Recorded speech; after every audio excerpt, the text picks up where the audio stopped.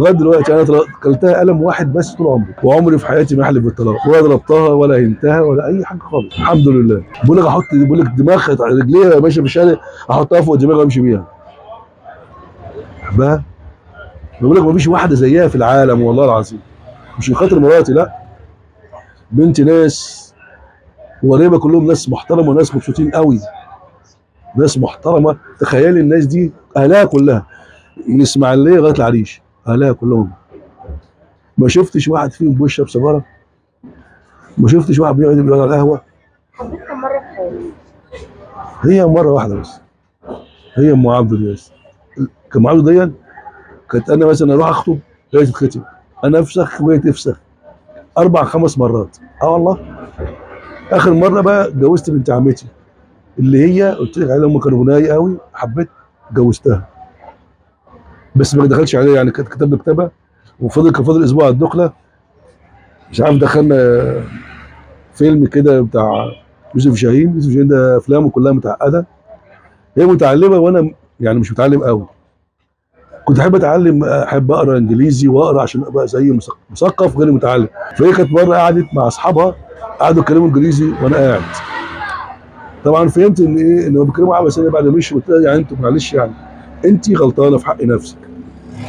لما يكون صحابك تكلموا بالانجليزي وانا ما اعرفش، يبقى انا انسان مش كويس، يبقى انا عبيط. ده في وشك انت وحش. اتعلمت انجليزي عشان اعرف بتقول ايه، وما قلتلهاش. جت في قعده هم اتكلموا، وقعدت رحت بتكلم معاهم اسمه كده. زمان ده احنا نخاف اكتب اسم كلمه كده وارميها لها، اروح في داهيه. مفيش كلام ده منا، ما كنتش اعمل كده. انا ما بحبش اعمل كده كمان اصلا. تصرفي يعني كده، ما بحبش حد ياخد عليك فرصه ولا يضايقني ولا كده. المهم هي عرفت ازاي ان انت بتحبها؟ هي كانت بتحبني كمان هي. ما بنعكس بعض، يعني نشاور بعض ومش كده يعني، من ورا اهلنا يعني. الطريقة اه. القديمة. ايوه برافو عليك. في اخر مره قالت لي، ما قلت لك خلاص انا بقى هتجوز بعد ما طلقت مراتي دي، قلت لك عليها دي. بعدها بخمس اشهر يا بنتي انا طلقتها. قالت لي لا. قلت لما قالت لي انت بتضحك علينا، بنتي خلاص مخطوبه. قلت لها خلاص بالحق بقى. رحت متجوز واحده اللي هي ام بنتي بقى دي.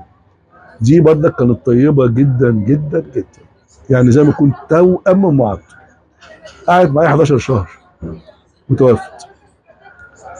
فقلت لها ايه رايك بقى تاني؟ قالت لي خلاص انا هسيب ده وانا عشان اربي لك بنتك. ومن ساعتها الحمد لله.